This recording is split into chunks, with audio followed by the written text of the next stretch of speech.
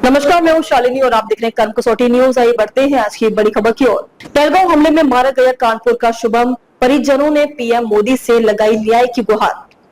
जम्मू कश्मीर के पहलगांव स्थित बेसरंग घाटी में हुए आतंकी हमले में 27 लोगों की जान चली गई, जिसमें एक कानपुर का भी युवक शुभम द्विवेदी शामिल था। शुभम के महाराजपुर स्थित घर में सुबह से ही DM Jitendra Pratap Singh, police commissioner Akhil Kumar, DCP पूर्वी एसके सिंह, विधानसभा अध्यक्ष सतीश महाना समेत तमाम लोगों के पहुंचने का सिलसिला जारी है।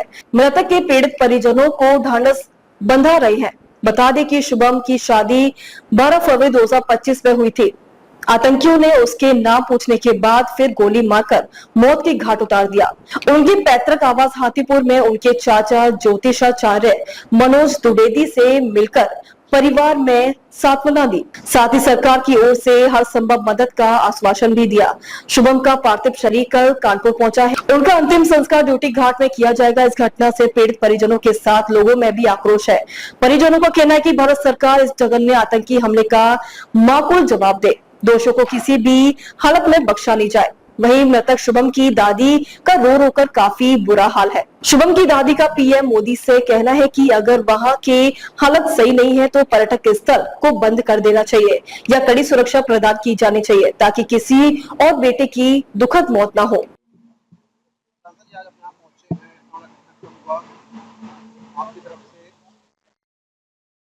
सबसे पहले तो हम शुभम जिनकी हत्या आतंकवादियों ने की श्रद्धांजलि सुमन अर्पित करते हैं। और आज हम सब लोग भारतीय जनता पार्टी के सभी वरिष्ठ, हमारे माननीय विधायक सुरेंद्र मथाने जी, हमारी बहन श्रीमती नीलम कटियार जी, हमारे सांसद भोले सिंह जी, क्षेत्रीय अध्यक्ष प्रकाश पाल जी, शिवराम सिंह सहित सभी भारतीय जनता पार्टी के वरिष्ठ आज उनके परिवार को सांत्वना देने यहाँ आए थे। और उनके परिवारजनों ने कहा कि इस संकट की घड़ी में भारतीय जनता पार्टी उनके साथ है, भारतीय जनता पार्टी का हर कार्यकर्ता उनके साथ है और पूरा कानपुर उनके साथ है। शुभम की बॉडी देर रात तक कानपुर आ जाएगी और सुबह 7 बजे अंत्येष्टि होना प्रस्तावित है ड्योढ़ी घाट पर। हम सब लोग फिर दोबारा यहाँ पे आएंगे। आज हम लोगों ने भारतीय जनता पार्टी के कार्यालय में एक श्रद्धांजलि कार्यक्रम भी आयोजित किया था और कल एक कैंडल मार्च भी निकाला जाएगा। प्रधानमंत्री जी का यहाँ पर दौरा था, कैंसिल हो गया है और सरकार की तरफ से क्या कदम उठाए जाएंगे? देखिए, सरकार की तरफ से तो कड़े कदम उठाए जाएंगे। जिन भी आतंकवादियों ने ये घटना की है उनको बख्शा नहीं जाएगा। वो किसी भी बिल में छुपे हुए हैं, उस बिल से निकाला जाएगा उनको, चाहे वो बंकर में छुपे हों, चाहे देश ने दुनिया के किसी कोने में चले गए हों, वो इस बार बख्शे नहीं जाएंगे। और वो और उनके आका दोनों के खिलाफ बड़ी कार्रवाई हो रही है और इस कार्रवाई को देश भी देखेगा और दुनिया भी देखेगा ताकि दोबारा इस तरीके की कोई पुनरावृत्ति न हो सके। प्रधानमंत्री जी से अमेरिका के जो राष्ट्रपति हैं उन्होंने फोन करके उनसे कहा है कि आप आतंकवादियों का खात्मा कीजिए, हर पल तन मन धन हर तरह से हम आपके साथ हैं। ये घटना ही इतनी निंदनीय है कि आप देखिए किस तरह से उन्होंने निर्ममता के साथ पर्यटकों की हत्या की। आप देखिए, मुझे लगता है कि पर्यटन के क्षेत्र में जो कश्मीर में अगर बात की जाए तो सबसे बड़ा नुकसान तो कश्मीरियों को हुआ है। देश का तो हुआ है, देश की छवि प्रभावित हुई है, लेकिन सबसे ज्यादा कश्मीरियों का नुकसान किया है। और इसीलिए चाहे अमेरिका हो, चाहे रसिया हो, चाहे देश और दुनिया के और भी देश हो, उन्होंने भी इस घटना की निंदा की है और उन्होंने प्रधानमंत्री जी से स्पष्ट कहा है कि जो भी सहयोग चाहिए आतंकवाद के खिलाफ वो हम देंगे। इसीलिए आज सभी आतंकवादी और उनके आका घबरा गए हैं, बंकरों में छिप गए हैं, कोई देश छोड़ के जा रहा है, कोई जंगलों में छिपा हुआ है, लेकिन वो जहाँ भी रहे बख्शे नहीं जाएंगे। और साथ में माननीय प्रधानमंत्री जी का दौरा कानपुर में था। माननीय प्रधानमंत्री जी ने कानपुर की जनभावनाओं को देखते हुए, देश की जनभावनाओं को देखते हुए उन्होंने कहा कि वो कानपुर बाद में आएंगे, विकास की बात बाद में होगी, विकास की चर्चा बाद में होगी, लेकिन सबसे पहले आतंकवादियों की खात्मा होगा, उसके बाद विकास की बात होगी। के ऊपर कि जिन्होंने जिस प्रकार का पाप किया उनको उसी प्रकार की सजा उनको मिलेगी और वो किसी भी हालत में बच नहीं पाएंगे।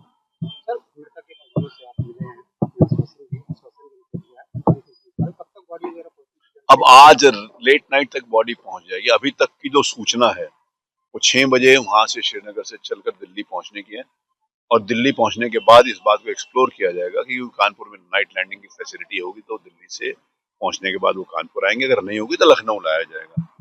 और उसके बाद कल सवेरे जो परिवार का सामूहिक रूप से बैठकर विचार विमर्श हुआ है, फाइनली जिस समय उस बच्चे के पिता श्री संजय जी आ जाएंगे तो निर्णय किया जाएगा। लेकिन अभी तक के हिसाब से कल सवेरे 7 बजे उसके अंतिम संस्कार के लिए उनके गांव यहाँ पर हाथीपुर महाराजपुर से उठा। आतंकवादियों ने जिस तरह धर्म पूछकर ये हत्याएं की है, ये दुर्भाग्यपूर्ण है। देखिए, इस देश की संस्कृति और इस देश के संस्कारों को कुछ लोग तार तार करना चाहते हैं, तोड़ना चाहते हैं।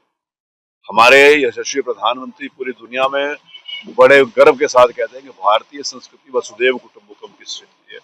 भारतीय संस्कृति सर्वे भवन्तु सुखिनः की। तो इसमें सबके सुखी का भाव और पूरा विश्व एक परिवार का भाव होता है। वहां पर अलगाववाद नहीं होता। लेकिन कुछ लोगों को एकता, अखंडता, प्रगति पसंद नहीं है।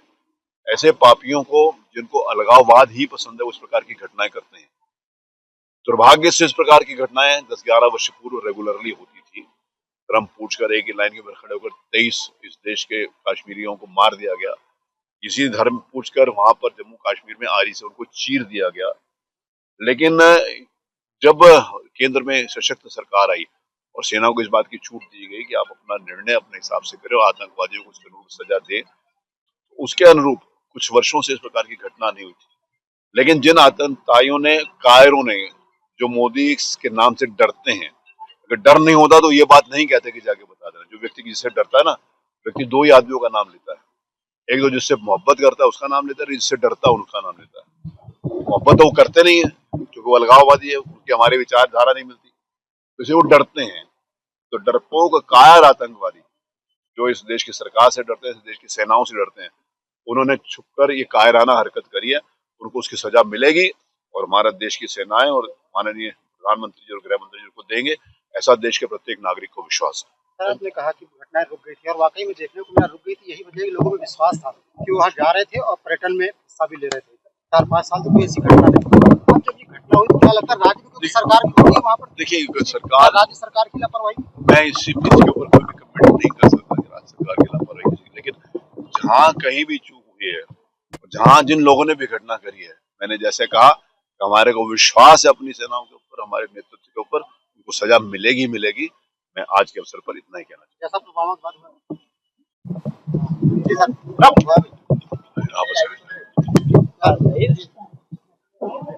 कल की हुई दुर्भाग्यपूर्ण घटना पर इस देश के माननीय प्रधानमंत्री जी का जो कल कानपुर का दौरा था, उन्होंने निरस्त कर दिया है। प्रधानमंत्री कार्यालय के द्वारा सूचना दी गई है कि ऐसे अवसर के ऊपर जिस समय पूरा देश दुखी है, ऐसे अवसर पर कानपुर महानगर में आकर किसी भी प्रकार के विकास की या अन्य संबंधित को प्रदान करना सर्वथा अनुचित है। तो इस प्रकार का संदेश माननीय प्रधानमंत्री जी के द्वारा दिया गया कि नहीं आ रहे। माननीय मुख्यमंत्री जी के द्वारा भी लगातार बातचीत हो रही है, प्रधानमंत्री कार्यालय से भी लगातार बातचीत हो रही है, लेफ्टिनेंट गवर्नर कार्यालय जम्मू कश्मीर से भी लगातार बातचीत हो रही है। और दुर्भाग्य से जिस बच्चे को हमने खोया, उसके पिताजी श्री संजय जो इस समय कश्मीर में मौजूद है, उनसे भी बातचीत हो रही है। सुन के घटना की जानकारी हुई, हमारे तो लड़के के कई लड़का, हमारे तो बिल्कुल दिमाग का खराब है। अब क्या कहें, कुछ कह नहीं सकते ना कुछ सुन सकते हैं। लेकिन सरकार ने बहुत गलती किया। जब वहाँ ऐसे आतंकवादी हैं तो इनको रास्ता बंद कर देना चाहिए मोदी को कि यहाँ मत आइए घूमने। और उसने ये अरे हमारा ही थोड़ा है, 25-26 लड़के हैं, नहीं कैसे क्या हुआ। हमारे तो घर की बिल्कुल विनाश ही कर दी उसने।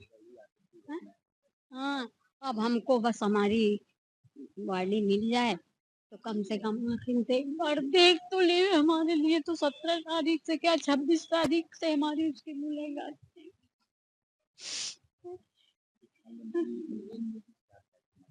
हम नरेंद्र मोदी से अब का मांगन, हमारे तो मांगे के कहेंगे कौन इच्छा नहीं है, बस यही इच्छा है कि वो जिंदा तो कर नहीं सकते हैं भाई, वो तो ऊपर वाले के हाथ है।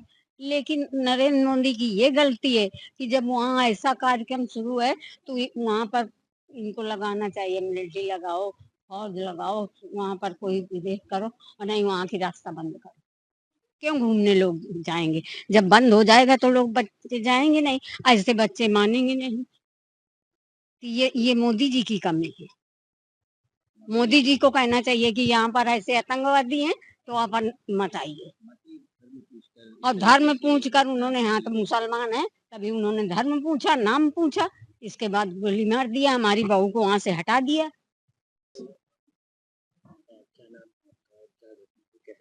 हमारा नाम मनोज कुमार द्विवेदी, शुभम के चाचा हैं। और बड़ी आतंकी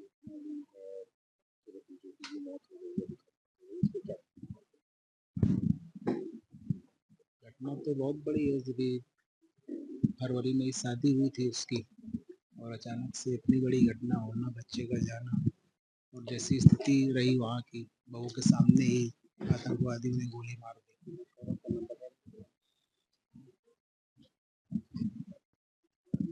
तो परिवार के लिए तो बहुत बड़े दुख का विषय है ना, इसको शब्दों में कैसे क्या बताएं आपको कि क्या है हमारे लिए। परिवार में, घर में तो एकदम दुखों का पहाड़ टूट गया एक तरीके से। हाँ, ऐसा आया कि कुछ मारा गया। आतंकवादियों का तो उद्देश्य ही रहता है ना कि एक धर्म विशेष पे ही तो आक्रमण रहता है उनका। आज से क्या हो, सदियों से वही परंपरा चल रही है, एक धर्म विशेष के प्रति तो है ना। और इतना पूर्ण तरीके से, जैसा अगर आप लोगों ने देखा होगा कहीं वीडियो या फोटो में, तो देखिए किस क्रूरतम तरीके से गोली मार दी। जहाँ पे कोई दया क्षमा कुछ है ही नहीं है उस जगह पे, तो क्या कहा जाए। हमारे धर्म में यही सबसे प्रमुख बात है कि हम लोग दया क्षमा ये सारी चीजें लेके चलते हैं। तो उनका हमला तो सीधे सीधे हमारे धर्म पे ही रहता है। नहीं तो क्या उनसे मतलब था, शुभम से, हमारे भतीजे से क्या लेना देना था, बताइए। कोई मतलब नहीं था। और जम्मू कश्मीर सेंसिटिव एरिया है, बड़ी हो गई, इसमें क्या लगता है इसका। अभी पीछे के दिनों में तो ऐसा रहा कि ऐसा कुछ नहीं, और विश्वास भी सरकार ने पूरा दिया आम जनता को। लोग आ जा रहे थे वहाँ पे, काफी पर्यटक भी वहाँ पे बढ़े थे, और उसी वजह से सारे लोग जा रहे थे। उसी वजह से हमारी फैमिली भी गई कि अब नहीं, वहाँ पे शांति का माहौल है, सारा कुछ ठीक है। जैसा सुना जाता है या लोगों से जो आ जा रहे हैं उनसे है कि हाँ भाई, अब शांति व्यवस्था बहाल है, कोई ऐसी घटना नहीं हो रही है। पिछले काफी वर्षों में मुझे लग रहा है ऐसा कुछ नहीं हुआ। सैनिकों के साथ तो हुआ होगा, लेकिन किसी पर्यटक के साथ कोई ऐसी घटना नहीं सुनने में आई। जैसा